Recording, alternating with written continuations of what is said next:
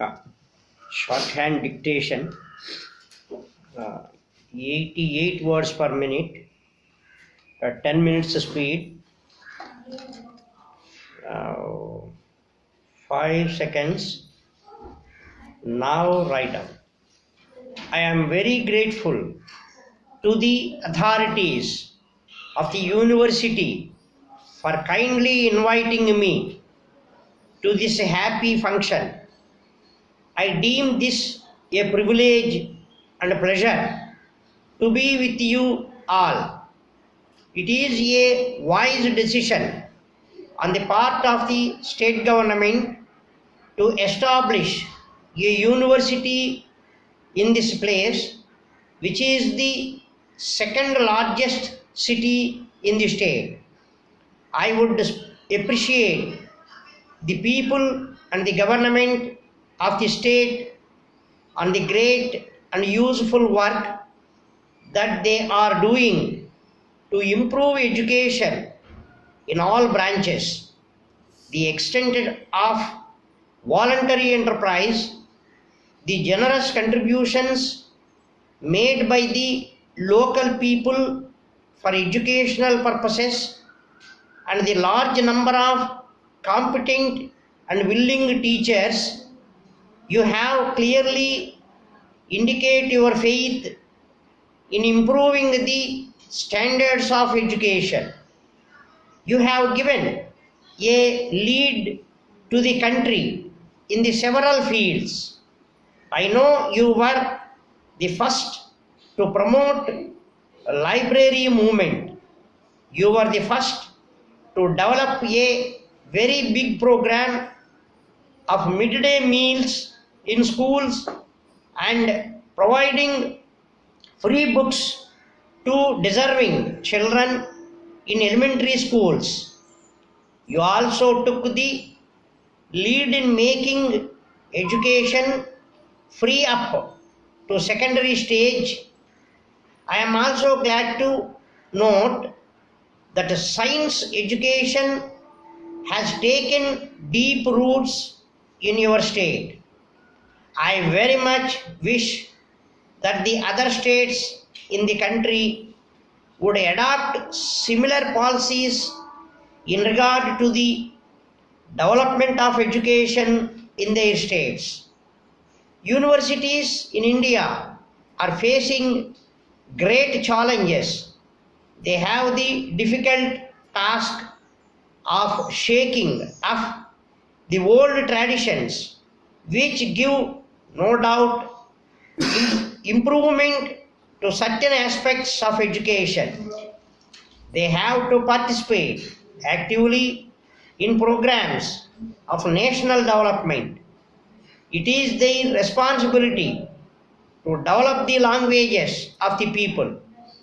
It is therefore my duty to take interest in schools and to undertake concrete programs to improve school education itself.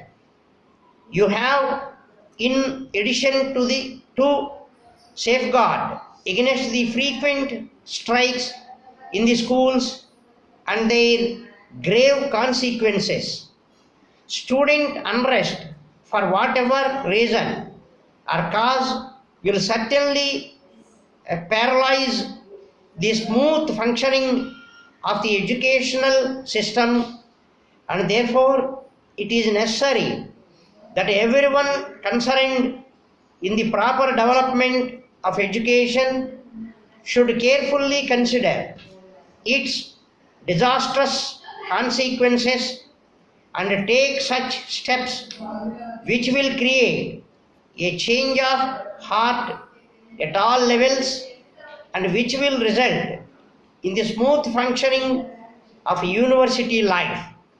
I am sure everyone is fully aware of the difficult days that the universities have to face. Their difficulties are becoming more and more acute nowadays because of the steep increase in the required resources. In my view, the central theme of education is to enable the people of the state to face these challenges boldly and squarely. In order to enable to universities to meet these challenges, I appeal to the state and central governments to provide resources on a liberal scale.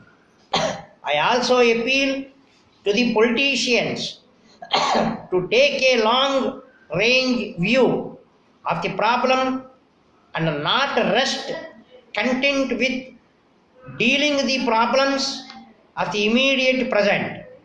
It is their foremost duty to help the system of higher education to function smoothly and effectively.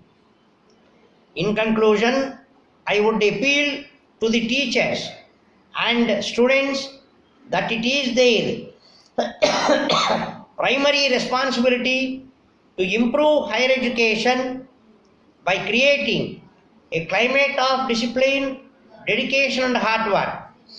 The teachers must give the lead in this task because the quality of education and its contribution to national development are entrusted to their charge. On their part, the students also should realize that it is their duty to set an example of responsible and civilized life.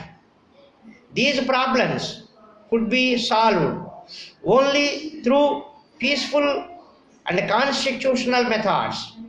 By adopting such methods, they should create an atmosphere conducive to national development.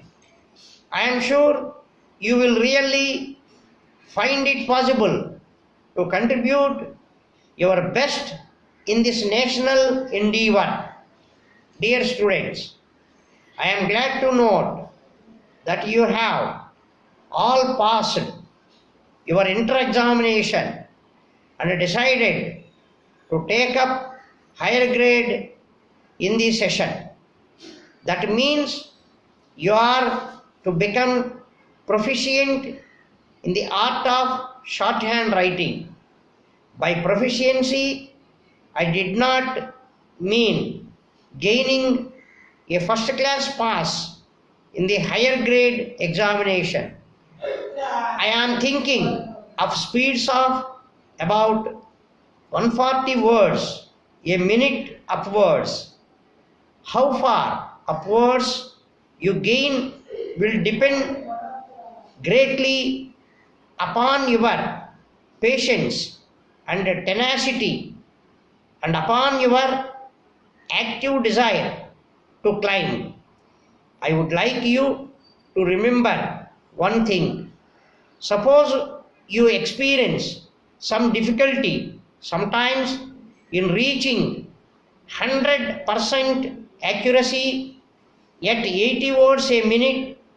It is natural that when we are seeking to acquire some art or skill that we all experience little difficulty, and that with practice present difficulties will resolve themselves and we shall look back in wonder upon our past struggles.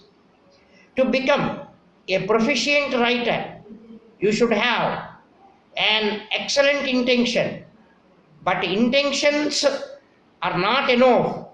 It helps you to make an effort. I would further say that only mere effort is not enough.